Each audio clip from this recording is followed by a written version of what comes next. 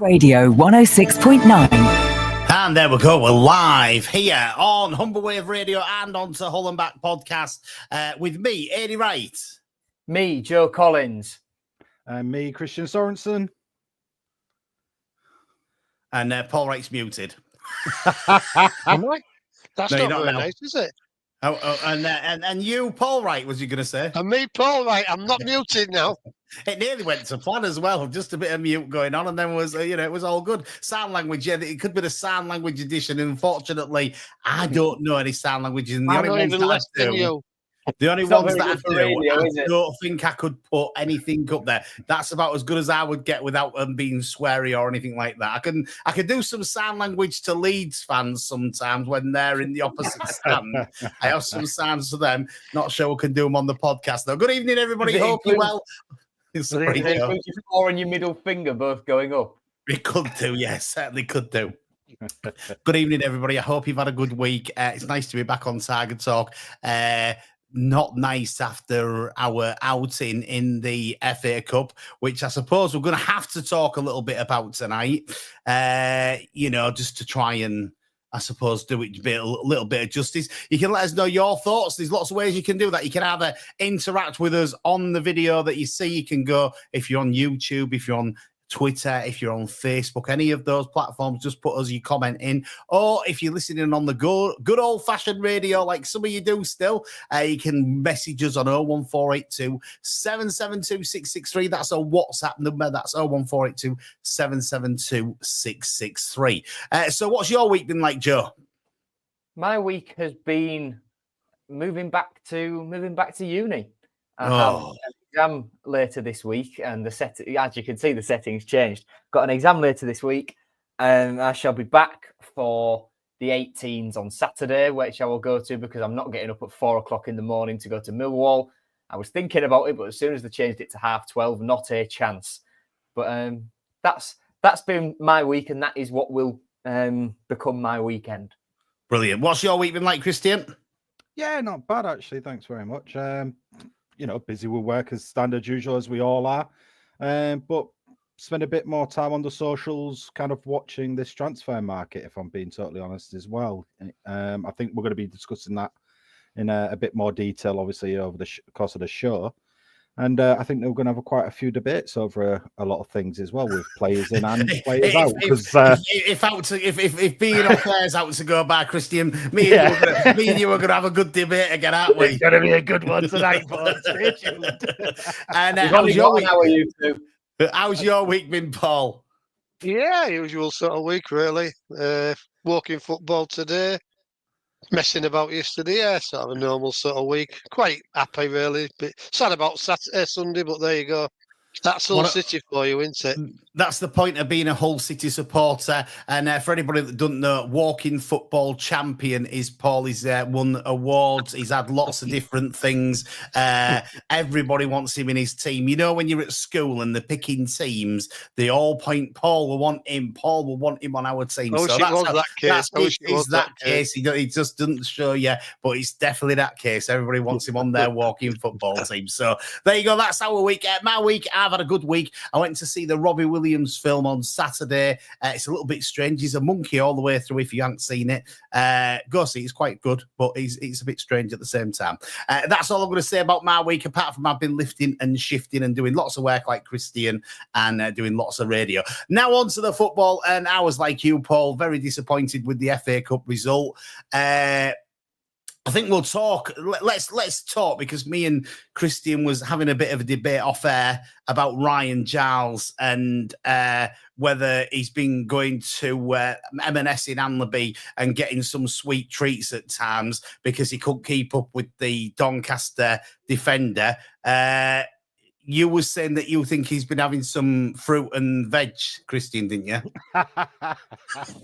That's been nice. Go on, that's been so nice. I mean, if anyone tuned in to the social on the Hull and Back podcast on Sunday, I think they would know I was the one kind of gunning at Ryan Giles.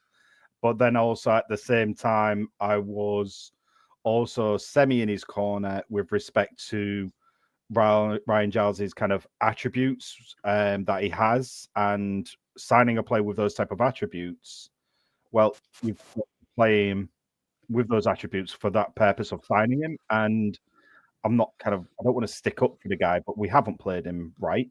And sticking him in left back, asking him to defend, header, tackle. He's got zero attributes in that kind of department. So why would you play someone who can't tackle, doesn't really have the pace, and then can't header as a left back, but attacking wise, as a wing back / I would call him almost a left midfielder by his attributes, really. That's how you should play him. And if you think about on Saturday, on the attacking kind of side of it, he actually looks all right in the attacking side of it. He actually did create a couple of the chances. Ask him to defend. Especially Christian, he was really involved, him and Harry Vaughan down that left side. Yeah, and are we asking him to defend Christian? I mean, a midfielder should be able to tackle, shouldn't he? I mean, a forward tackles. I mean, the fella running next to you, you should be able to do more than what he did, which was nothing apart from letting go past him. I mean, that's poor. No matter what you say about him, whether we are playing him in his right position, to just let him walk past him with the ball is poor. A midfielder, a centre forward, anybody should be able to make a challenge of some description, and he made nothing. So it'd have been better getting sent off, wouldn't he? It'd have been better getting sent off. Yeah. Taking him out early, get sent off, take one for the team, and then the team has to adjust, and you save that goal. And we're probably talking about being in the fourth round of the FA Cup today. But should he have been there in the first place? Should he really been there in the first place as a left back? Let's be honest. I mean, we've been playing him as a left back, but should he really been the last man as a left back? Because I think in certain situations, your left back or your right back are always going to be your last man, aren't they? Exactly. And would you have Ryan Giles as your last man? Well, of course you would, because listen, here's the thing, right? He's a professional footballer. Yeah. He trains all week long to play one game on a Sunday, as it was. Yeah, he's trained all week long for that. He should be. Listen, if you see him running forward, the speed that he runs forward at to the speed that he runs backward at are two different speeds. You are completely right there. I cannot actually argue with that. He does go a lot faster. And that's the thing. He's got pace to... There's lots of footballers that would pay for his pace. What was funny, though, was on the actual goal that we conceded, it looked like the ball was already at his feet. It looked like he already had it under control. Well, I've just watched it back there, Christian, to check if Giles was last man or not. And the reason he's left in that position is because we were attacking down the right. So Jones and Drama had pushed up slightly higher. And we lose the ball. Slater got dispossessed. And immediately they're looking for that pass out wide to Molineux. And because Giles is tracking that run, that's why he becomes the last man in front of McLaughlin. And he is so close to that. How long does he have between the ball going to the player and the goal being scored, Joe? Because that's the good question, isn't it? To see how long he's got to make that tackle. So Joe's going to have a look at that, see what the time is. You're right with what you say, though, Paul. He should be able to defend in some sort. You'd expect your attacker to be able to take a player out, wouldn't you? Last week, everybody was complaining about Kamara not tracking back. Now, if he tracks back, are they saying he doesn't have to tackle because he ain't very good at tackling, so it doesn't matter if he doesn't tackle? Of course it matters. You make a challenge if you can. And he just never did anything right there. And I'm very disappointed with him generally playing for Hull City. He maybe is a good player, maybe Middlesbrough if he goes there, which there's a lot of talk about that. They might get a real lot out of him. He might, be a different player. I don't know, but when he's come to Hull City, he hasn't really shown me anything that he would be in my team any week. He might be on the bench, but he won't be in my team any week at the moment. So I don't think he's shown enough. 5 seconds, is it, Joe? 5 seconds. And in that 5 seconds after that first pass is played, he fails to get the interception. And then he has an attempt to try and get the ball cleanly, then puts a hand on a shirt to try and pull him back. But there's just not enough there. He needs to be stronger in the tackle. There's covering defenders, so I don't think he'd have been sent off because Alfie Jones was there. Kyle Rushworth was coming out of his goal, and Sean McLaughlin wasn't too far away either. So I don't think he'd have got sent off. But it comes back to what Harry Vaughan said in his press conference before the Doncaster game. What Regan Slater said after the Watford game, that we don't do enough of being a little bit dirty, being a little bit ruthless, and bringing players down when it suits us, and being tactical with those fouls. Harry's was against Middlesbrough on Ben Doak was one of the few times we've done it this season. Well, Harry, there's been a lot of different talk about Harry Vaughan I've seen on the socials. Some people saying how great he is, some people saying he's not so great. I'll tell you what, he's got a better footballing man than Ryan Giles has. He's more switched on than Ryan Giles when it comes to doing things in football. And this is half of being a football player these days. You have to be switched on, and you have to realise what you've got to do to make your team win. Because ultimately, that's what it's all about, is making your team win. And teams get clever, and it frustrates the hell out of me when teams get clever against us and play the clever way, and they end up getting a win because they've done something, just a little bit naughty, maybe took a card for it, whatever they've done, taking times over throw-ins, the keeper's dropped the ball and he's had to pick it back up again, and ups the daisy, he's got butter on his gloves, but the next ball that comes into him, all of a sudden he saves it. So, these are the things that people do to make sure they win football games, and we're not streetwise enough in that. My keeper was the same, wasn't he? Yeah. With Kamara. It is you're right. You've got to be streetwise. Just on that, having watched this back, at the time I thought 100% red card. Having watched it back a few times, I'm not so sure. Since we did the main show on Sunday night, when me and Christian and Ryan, who we had on as a guest, were all in agreement that it was a red, since then I've watched it, and all of a sudden, I'm not so sure, because there's very little contact. Kamara looks for the contact, goes down quite theatrically. There are covering defenders. And for me... I never said he should have been sent off, particularly, but he still made a challenge, didn't he? That's what I'm saying, to stop our players scoring. I just still do not understand why he went left. If he flicked it out to the right, it was an open net. All he had to do was go right, one little outside of the boot, and 1 yard to the right, and that's it. Open goal. Yeah, kick it in from there. Keeper was done. Go back into the area where there are a lot of players, because all of our wingers have the problem of being so one-footed. Miller and Bellumi, even though they're absent, they're not immune from what I'm going to say here, just because they've done the ACLs. Miller, so right-footed, the most one-footed player I've ever seen in football. Yeah. Bellumi, he's got a bit more with his right. He can put a decent cross in with it, but you can tell he'd rather cut in on his left and have a dig from range, which I'm not against, because how many times do we say when we try to walk it in all the time? Kamara, we've just said it there. Instead of going the easy way, he tries to put it on his favoured foot, even though there's a load more bodies in that area. Longman, he's quite the same. He's always... I'd say Liam Miller's like a glorified Ryan Longman, and that should tell you what I think about how one-footed Ryan is. Abdush, stick him on the right, he can't do anything because it's his weak side. Stick him on the left, somehow he's even worse. And and well, yeah, that's the state of play. If we're going to bring winners in, they need to be not. This is obviously easier said than done. We're not the ones playing football, but all of our wingers are so one-footed. We need someone who's not afraid to use that weak foot a little bit. Have we got any comments coming in yet, Joe? We have indeed. Let's scroll right the way back up. Marsh, we will come back to Joe Gelhart later in the show. We're just going to round off this FA Cup and tie that up. Lee is making the trip to Millwall, whereas I'm not. He's a stalwart, is Lee. He is. He's a stalwart of Tiger Travel Coach 1 is Lee Walker. Harry, we will come back to the mystery winger.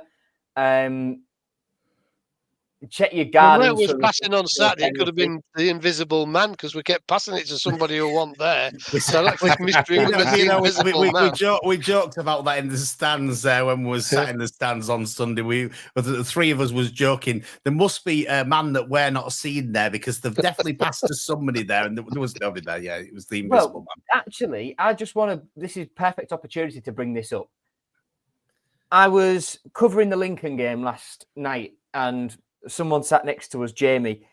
He's a Doncaster fan. He was in the away end, and he said to me that they were buzzing every time João Pedro got the ball because he was rubbish. And I had another debate with a Doncaster fan on Twitter who said that Pedro's gash, Kamara was your best player by a mile. But to me, that couldn't be further from the truth because Kamara's been putting in those performances all season.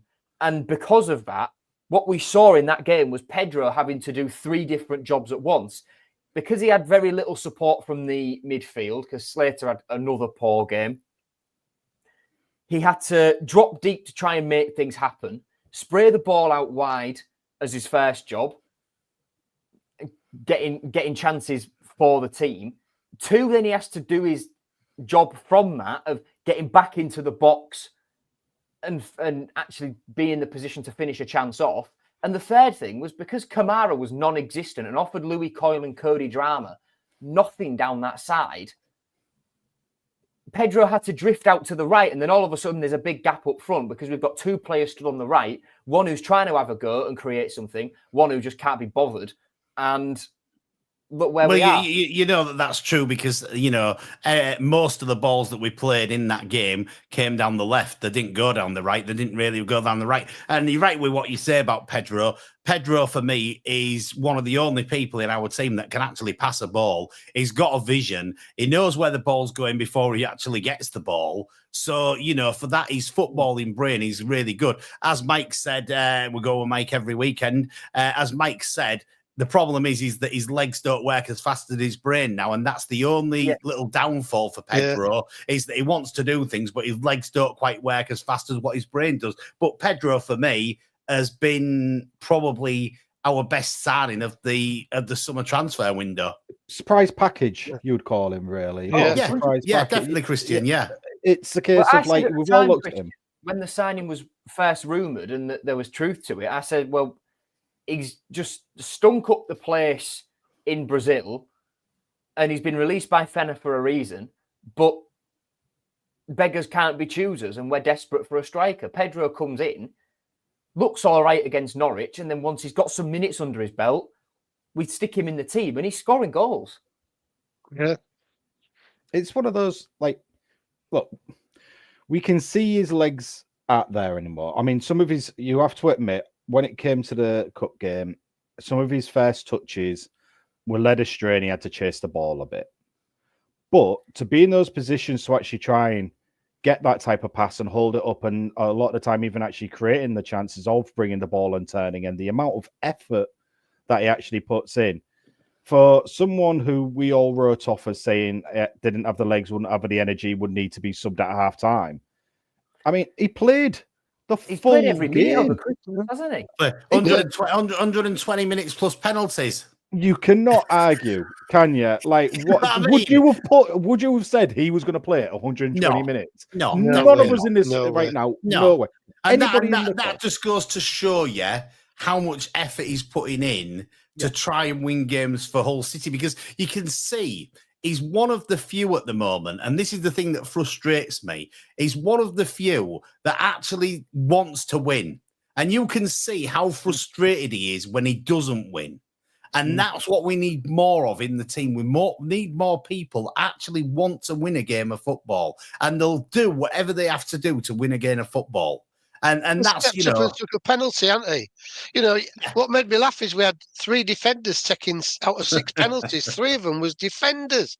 Yeah, you've got Kamara, you've got Simmons. Where are they? They should be taking penalties ahead of Jones, shouldn't they? And people like him. I know some defenders are good at penalties, but I don't think for 1 minute anybody expected Jones necessarily to score. I didn't, to be honest. Was unreal, by the way. It was a really good penalty. It was a really good. I actually Penalty. said, "Oh my god, what's Real. going to happen here?" I was my hands were like covering my face, and when he screamed, The it, defenders I was should like, be faced up, should they?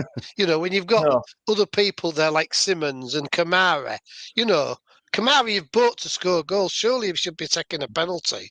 I think It's Puerta just, would I'm have not saying taken one there was had he bad not penalties, taken don't get me one off. wrong. I agree with what you're saying, Joe. I agree. Puerta would have definitely been a penalty taker if his legs Yeah, hadn't but he gone. was But injured, wasn't he? he'd run himself into the ground again, hadn't he? For the Yeah. cause, which is, it's one of them, isn't it? And does he make the right subs, Ruben? I don't know, because I wouldn't have took Harry Vaughan off. I don't know why he took Harry Vaughan off to bring Mason Bairstow off. Yeah, I would have done it. I'd have took Kamara off and put Bairstow on that wing. I wouldn't have took Vaughan off because I think Vaughan was doing more in the game than what Kamara was. When he's getting the ball, what Harry Vaughan does is he drops his shoulder and he comes inside and he tends to make some things happen. The defenders aren't expecting it. And I think he does quite well at that. And I wouldn't have took him off. So I don't know why he did. And whether he's just getting used to the team and things like that, I don't know. It's difficult to know. He did say in his interview that he'd done it because he was looking a little bit fatigued. Well, I don't think he was. I think that's Kamara's been looking fatigued all season. Then he has. I think when you look at it, I think he probably knows he made a mistake there. And he's maybe, I think, Liam used to say quite regularly, he used to say the first person I'm going to look at is myself for that loss. And probably Ruben needs to have a little look at himself to say, did I get all them subs right in the game? I'm impressed with Ruben since he's come in. So I'm not by any stretch of the imagination having a big pop at Ruben because, he's far better than what we had. I think that, he's still young though, is Ruben, and he's probably still learning on the job at the moment, and maybe he's got a little bit of learning to do as well. Have we got time for him to learn? I don't know. It's difficult, isn't it? That's the thing. Like, you've got to think he's come in halfway through the season, a team where even the last manager didn't even have a clue what his best 11 was. So now he's coming in and try and pick who's what, where, when. He's bringing in the youth like Harry Vaughan's finally getting a chance. We've all heard what he's had to say. And happy to be brought in. And also Matty Jacobs as well. He's also had his chance at left back. I think it's one of those, especially when it came to the penalties, though, the situation of that. I think Ant worded it perfectly in the chat. It was a case of the senior players taking responsibility rather than the young ones. I think that's probably the case. I think another one with respect to Pedro as well, that Clarkey mentioned. If Kamara scored the 1v1, it would have been a quality assist from Pedro. That ball through was unbelievable. Yeah, and that's the thing. So we've got these glimpses of hope. The only problem, as always, is the end product. And unfortunately, again, do you know what? I'm going to say unfortunately, but I think going out in the cup, I know a lot of people want a good cup run. But the state that we're in at the moment in the league, I'm still going to say it's a semi-small blessing in disguise. With how tired we are, like from all the extra training that were put through with Walters, and we're already hearing like players are tired, they need this. Slater actually asking for the team to have like Christmas day off and things like that. So there must have been absolutely, they're all over the place with the fitness side of things. The injuries alone have obviously taken the tolls because of the way they were training in the previous past. It's almost as similar to Newcastle about 13 years ago, where they were just getting injury after injury after injury, and they had to bring in a couple of new specialists. And the reason why I brought them in was because the training was causing that much aggro. They were just getting peppered with injuries. And I think that's one of the things that we're dealing with now is when we got Walter in. He's caused a lot of a backlog with the injuries and the players we've got. And because Ruben's now come in and trying to get his way across, it's hard for a manager to come in to now manage fitness levels alongside what he needs and what his style and attribute from the club that is after. So though we're talking about this FA Cup run and the loss and things like that, in a way, I'm going to say it's a blessing in disguise because I don't think right now the team could cope with it. Yes, it'd be nice. Yes, if we won 125 grand would have been lovely. But right now, is that needed, or is it a case of let's rest and let's focus on the prioritize, stay in the league? And the priority is definitely to stay in the league, Christian. There's no doubt definitely. about that. We're looking at the league at the moment. We're in 23rd after the games last night. We sit on 23 points, level with Portsmouth. We're both on the same goal difference. I think they must have scored more goals than us, and that's why they're above us. I think they've also got 2 games in hand, if I'm honest with you. They have got 2 games. Isn't it? They have got 2 games in hand. They're on 24. Cardiff are next up. They're on 24 points. Not 24 games, 24 points. And they've played the same games as us. So 1 point behind Cardiff. And then we're 2 points behind Luton, who sit in 20th on 25 points. Millwall are obviously on 30 points, played 25 games at the moment. They're not on a massively good run themselves at the moment. Another disappointing 12:30. I don't like these 12:30s on a Saturday. I'm sure that anybody that's travelling doesn't like the 12:30 on a Saturday for setting off at that time in the morning. We'll probably come on to the Millwall game a little bit later in the show, but I think we need to probably do some justice over the signings at the moment. And obviously, I've got one more thing just on what Christian said. I'm going to whip the stats out for this. So you say, like the cup run, Christian, we didn't need to bother. It's not too much. It's not our priority this year. I also think it's not really fans' priority anymore because the game was Sunday, the 12th of January, wasn't it? Correct? Yes. Yep, correct. Yep. That marked exactly 4 years since our last cup win. That came in the Papa John's Trophy, the 3-2 comeback win against Fleetwood. 2-0 down, awful game. Grant McCann makes a couple of changes. Malik Wilkes kickstarts the comeback in the 77th minute. KLP levels it. And then last minute screamer from Louis Coyle against his old club to take us through to the quarterfinals of the Papa John's Trophy, where we lost on penalties at the MKM, KCOM as it was then, to Lincoln City. Our last FA Cup win was even longer ago. That was on the 7th of November 2020 at home against Fleetwood. 2-0 win. Josh McGuinness and Reece Burke with those goals. Guess when it was in the Carabao Cup, everybody? Oh, God. Won a game. God. 11 years. No, I think you're exaggerating a little bit there. Little, but no, go on. So the last time we progressed through the first round of the Carabao Cup was September 2020 when we beat Leeds on penalties after a 1-1 draw in 90 minutes. But the last time we actually won a game in the Carabao Cup was on the 13th of August 2019. It was a 3-0 win away at Tranmere, goals from John Torral in the first minute. I remember him. Yeah. David Milinkovic. Oh, in God. the 8th minute. That's a name, isn't it? And then Ryan Tafazoli rounded it off. Wow. And Tafazoli, he was the one who came out and confronted the fans after a game at the back of the MKM. I remember that well. That Tranmere game also had debuts for Matt Ingram and Matthew Pennington. Oh, there That's we go. how long ago it was. Matt Ingram was making. Joe's bringing down memory lane. So what you're saying, Joe, we're not a cup team. He's saying we're not a cup team. I'm saying, yeah, we are terrible in the cups.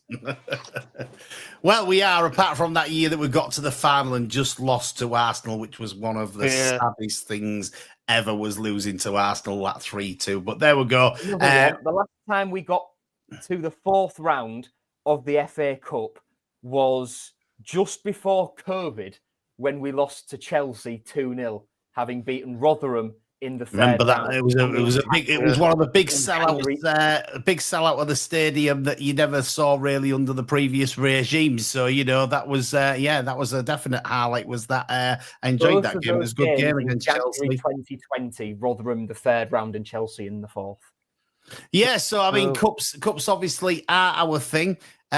Transfers are our thing either, because we can't seem to do much with them either. But we have managed to sign a player today from our lovely friends over in West Yorkshire.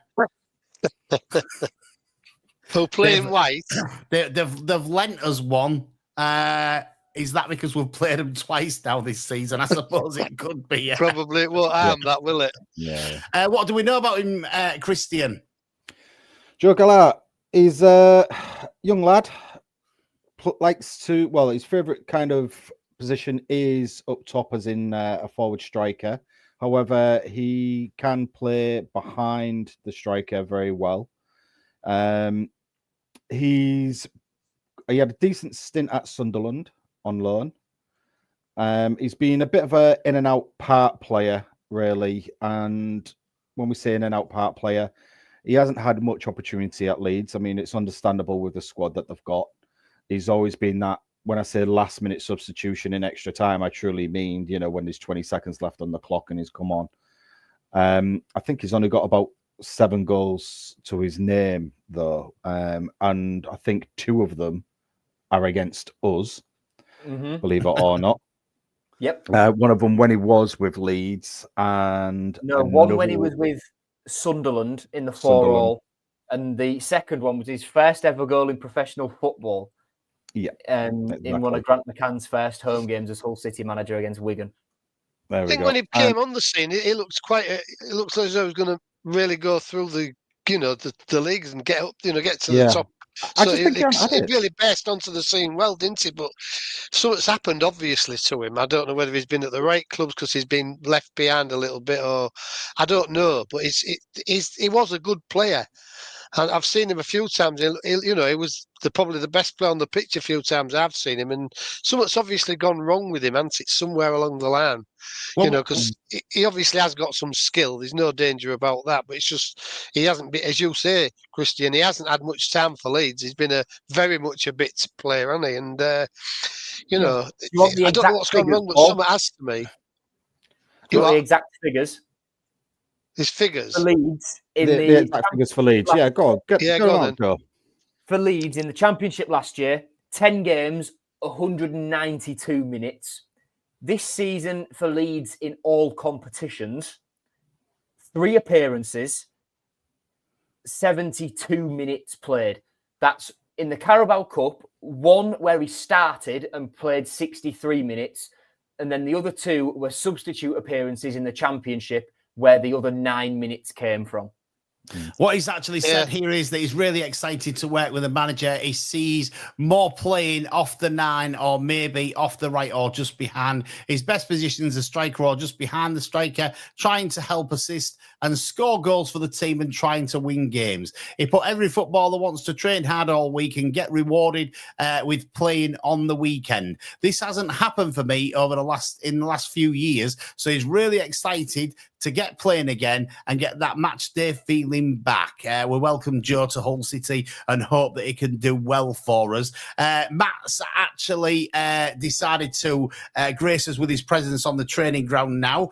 So he's been training today with Joe. And can we get him up to speed in a week to get ready for this Millwall game, Joe?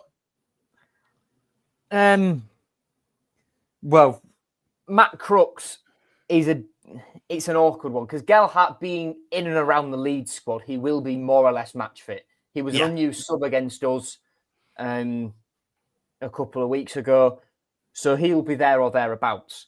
Matt Crooks, the MLS season finished in November, and he's not played since. So I'm not quite sure how long that one will take in terms of getting him up to speed. I'd imagine it'd be another week or 2 before we see him. I'd be looking at Stoke at home, to be honest with you, the first time we see Matt Crooks named in the squad. You're thinking the 1st of February then, Joe, for that? I am, yeah. Possibly Sheffield United before that. I know he's obviously he comes and he's got a good pedigree and things like that, but it's a strange one for us in the situation that we're in to then buy somebody else, which we seem to do this a little bit at the moment, buy somebody else who we've actually got to bring up to speed and get fit before they can actually play for us. I presume that the reason for this is because we're struggling with signings, the position that we're in, the money that we've got to spend, and this is why we're having to deal in the way we're dealing, Paul. Well, obviously, it's got some bearing on it, hasn't it? I know January is always a funny time, isn't it, to get players in, getting some decent players. I mean, Crooks has got a decent pedigree. So if he does get up to speed, reasonably quickly, he can probably allow him 3 or 4 games. Hopefully, by then, he's going to be up to speed. He's got a goal in him. He's, a biggish lad. He puts himself about. I don't think it's a bad signing, but like you say, signing somebody who's not really quite at it and having to give him 3 or 4 games in our position isn't brilliant. But, I think it is what it is in January. You sort of take what you can to a certain degree, and he has got a lot of experience in this league, hasn't he? So it's not like taking a major risk with somebody. I think I'd rather have him than somebody coming from maybe Turkey or somewhere like that where you don't know and he ain't got any experience in this sort of league. And I think, that from that point of view, it's not a bad signing. But you just got to hope he gets up and running quickly. I agree. If he's training today, it might not be too long with a bit of luck. I've had Andrew Scott on the WhatsApp. He says he thinks that Geldhart has potential for us. He's hoping he's going to be fit enough to start the first game. He'll probably be able to play off Pedro and hopefully get us some goals. Let's hope so, Andrew. We've had a very similar comment here from Highfield Bree. Geldhart is best played just off the main striker. He's a hard worker and will take some of the workload off Pedro. Could be a great signing. And Paul, you mentioned bringing someone in from Turkey there. And Coxey says, will Adjan ever learn to stop trying to bring Fenerbahce players here? Because we have been linked with Lincoln Enrique. Been on the cards for a little bit as Lincoln, hasn't he? And obviously, it's one of them where I think if it suits Fenerbahce, it doesn't matter whether we want him or not. He's coming anyway, isn't it? For me, the hardest bit of it is the fact that it might not be like the deal with Adjan's position at Fenerbahce. It will be an easy deal to get done because Adjan can just write a check for whatever he wants, send it to his Fenerbahce account, and then accept it. So it's not going to be a difficult thing to do, sending an email from one of your own email addresses to another one. It's a 2-minute job. But the sell is trying to get Lincoln and his family to come here. His girlfriend actually is some sort of Instagram influencer. And I think the transition from Istanbul, where it's always nice and hot and it's a beautiful city, you've got all these different things going on. You can just see it, can't you? His girlfriend's now, she's stood on the muddy banks of the Humber with a bit of dull sky behind her, and that influencing just ain't going as well as it used to do. There's only so many times you can see the penguins at the deep, isn't there? You said about we need to get onto the chat. I'll just say that Andrew Scott has been back on and he said that his opinion on Giles, he's hopeless. The goal that he had the ball on his foot and he still managed to lose it. We all knew he was going to do that. And that's it. I agree. I've got to agree that, he's not been good for us. I'm sure, that there is possibly reasons for it, but a 4 million player on 30 grand rumoredly a week, you've got to be better than that, haven't you? Let's get on to the chat, Joe. Yeah. Just on Lincoln quickly, before we do. 26 years old, he's an attacking midfielder / left winger. His contract expires at the end of next season, so the likelihood is it would only be a loan. And I'm just trying to check his stats as we speak for... Whatever happens, this loan is going to cost us money, people, is all I'm going to say. It's definitely going to cost. The one thing we will say about Lincoln, though, is his set pieces. He's actually really good at his set pieces, which is something we don't have within the club. But we pay top dollar for someone who can do a corner. I suppose if it keeps us up, we would, wouldn't we? Yeah, but Well, it's it's not not just taking a corner, it's just scoring from it. It's scoring from it, yeah. I was going to say it's not the person kick because you've got to think with how Puerta's been doing the set pieces recently. They've been a lot better than usual. It's not just his long throws that he's been putting into the box, but even his corner taking as well. His free kicks haven't been far off with respect to that. I mean, who was it? Was it Pedro's free kick? Bottom, it was. Yeah. I was surprised, to be honest with you, at how powerful and how kind of accurate it was, really, especially with the keeper unable to hold on to the ball and bouncing off from the keeper. There's always that opportunity to run onto the loose ball from that. So I just got a gut feeling this is going to be one of those, I've got somebody at Fenerbahce that might be able to help, but they don't want to come. Bring them over, and they're just not going to be happy to be here. And they're going to spend 99% of the time moping in the bedrooms. Or injured. One of them. Or injured. It's happened before, allegedly, at some point. I'm not being cynical. I'm not being cynical here, by the way, just to put it out there. I'm being cynical. Cynically. Lincoln's last game for Fenerbahce, he's not played under Jose Mourinho this season, and he was loaned out until very recently, the end of the Brazilian season, at Red Bull Bragantino, which is Red Bull's Brazilian club based in Sao Paulo. He played 49 times there, scored 5 goals out in Brazil. And it is very much a case of, well, he would only be coming because Adjan rates him at Fener. But Adjan also rated Pelkas at Fener. He also rated Sinik in Turkey, Tete in Turkey.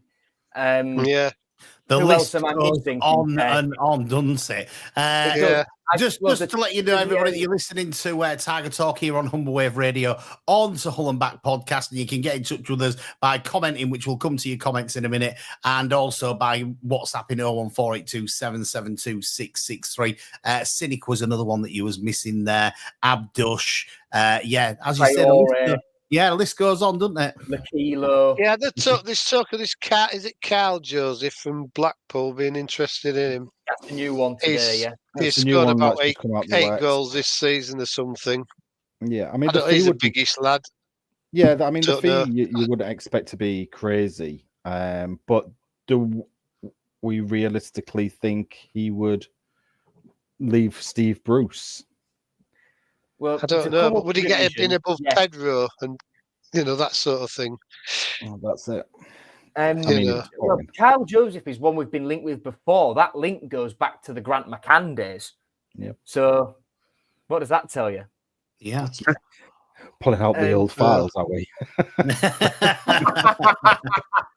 You do that when you go into a business, don't you? You go to the back of the filing cabinet and see what's there. It's how interesting in there. We've got some old scouting reports from when he was coming through at Wigan. The theory must be, we lost 8-0 to them. So if we sign anyone who plays for them, they can't score against us anymore. Could be that. Could be that. The mystery winger is going to be Kieran Dowell because he always scores against us, no matter what club he's playing. Especially for Wigan. Moving into chat. Someone suggested, Simon, thank you, about Tommy Cannon going back to Leicester. Do you think we'll put a bid in? And I think Ant's got that right. It's 10 million plus. He's going to go to either Sunderland or to Sheffield United, that one. I think it's United have said that they're going to be the first one to put that bid in. I think I read that somewhere today, that they're highly, highly interested. I mean, I don't blame him because, he's doing all right. Some kind of in this league anyway. I just, the money isn't worth it. I mean, don't get me wrong, he's a great player, but 10 million? 10 million? That's a lot. I know this is a little bit off piste at the moment, but do we get some money on the sell on a Philogene? It depends if we've got a clause in there or not. And it depends whether his agent stops being a complete, clattering buck. Taking pictures in different... Yeah. But last night, Jadon Philogene's agent put on Instagram a picture of them sat over dinner a picture of Jadon Philogene and someone else sat over dinner with like the location as Dortmund. But that restaurant is about 5-10 miles outside Ipswich. And then he's got a photographer to go and take a picture of Dortmund Stadium so we can post that on. And he's a weird guy, Jadon, for the good of his own career. We saw it in the summer with taking selfies outside Barcelona's training ground. Yeah. And doing the same with Everton. For the good of his own career, Jadon needs to bin him off, quite frankly. And diving back into chat with Lincoln's partner and being this sort of Instagram influencer, Paul Helyard. Good evening, Paul. Says Shane Long all over again. Yeah, you could be right. At least this one will probably only be a loan, though, so that's something. The experienced winger seems to be getting held up a little bit. There's a couple of candidates that people have bandied about on Twitter. Coxie says Sorba Thomas in there. The winger has extensive championship experience, so he's got to be getting on in years. This mystery winger thing, I feel like this is going to be something that rumbles on our transfer window, where the name will eventually come out, not from Baz or Mike, but from someone like a Pete O'Rourke, who are just sort of these transfer journalists that come into their own in these transfer windows with a good set of contacts, and that's how the name gets out there. And all of a sudden, Baz has got to go to the club. Well, the name's out there. There's nothing I can do now, so I'm going to put the piece up I've had drafted for 3 weeks anyway. I get the feeling this is going to rumble on and on and on because that's the way we do transfers. It is.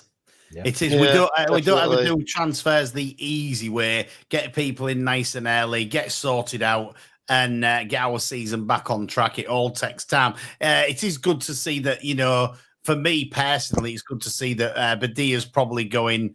And I think, Richoppy as well. Richoppy, it's a bit of a shame for him, but, there's only so many keepers that one football club can have because you can, unless the rules have changed recently, you can only play still one at a time. I think. Help it if we could play 2 or 3. Yeah. I think let's look at one signing that I think will come off, which is Greg Taylor from Celtic. I'm not so sure. Well, I think he might get. I think the money abroad might attract him because he'll be on decent money at Celtic. And will he want to? Yeah. I think, to be honest, this whole talk about Greg Taylor, but it's hard to gauge the level of the Scottish Premiership, really, isn't it? It's one of those ones where there's 2 good teams who try to hold their weight in the Europa League and Champions League every year, and then the rest might as well be in the National League. That's just that. What do you think they would just sell him, or do you think they would loan him out? Let's start with that. I think for Celtic, if he's not going to sign a new contract, they'll just want to get some money for him. Yeah, exactly. But because obviously they've gone in for that Arsenal left back, haven't they? That Kieran Tierney. Yeah. So obviously that's his position gone. Pretty much. I mean, unless he wants to cover. Frees him up. Yeah, it frees him up. With us, I mean, look, it's everywhere. We're all not silly. Giles is probably going to go to Middlesbrough. I think we're all confident that. And with that does free up 35 grand a week, pretty much on Allegedly. The rumored wages that you can search. You don't want to use all of it. Jesus. You don't want to use all of it, no. But would Greg Taylor be on that at Celtic? I'm going to put this to you, Christian. They're not going to use any of it because they've just brought back Brandon Fleming, and they've been obviously using,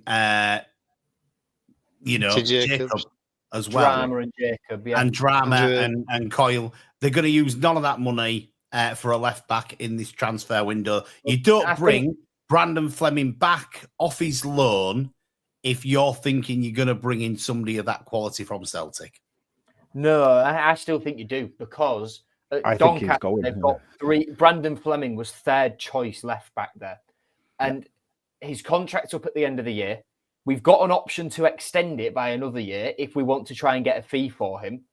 Mm. But the only way we do that is by having him out there playing games. So he's either going to get another League 2 loan so we can extend that contract by another year and then move him on in the summer for a fee, a nominal fee, but still a fee nonetheless.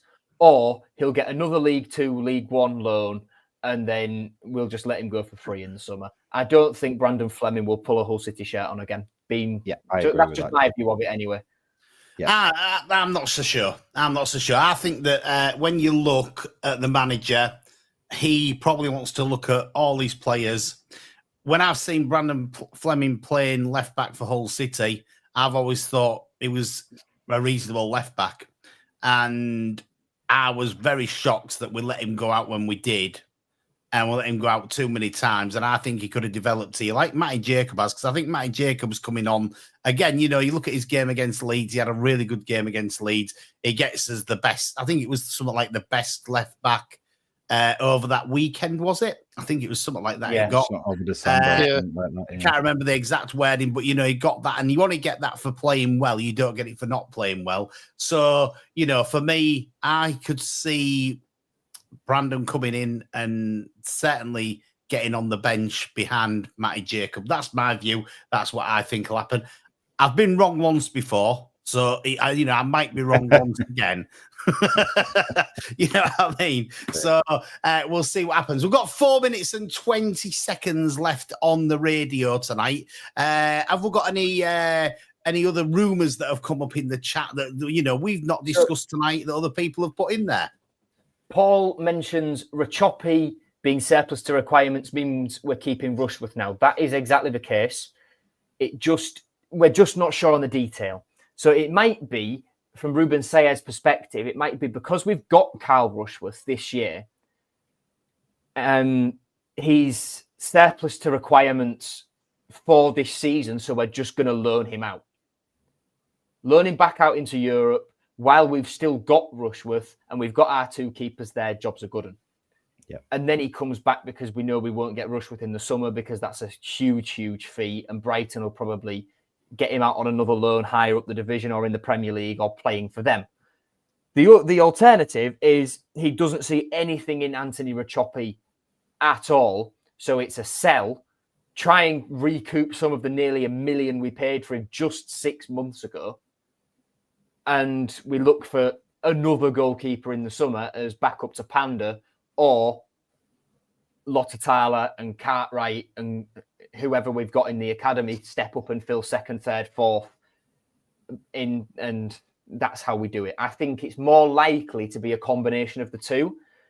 So the way I can see this going is Rachopi loaned out for now, gets sold in the summer, Lottatala steps up to be number 2, Cartwright number 3, Fozzie number 4, and then there's the 21s lads. That's the way I can see this whole thing panning out. I will probably be wrong, but that's the way I see it.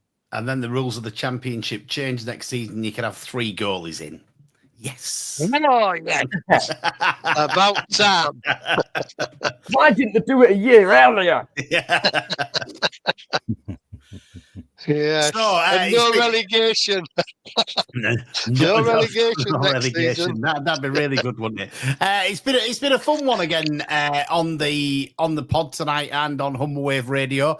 I hope you've enjoyed it as much as we've enjoyed doing it. We aren't quite at the end yet, but we're getting very close to it. Have you got any closing rumours that you can say on here, Joe, that you might think somebody's coming in?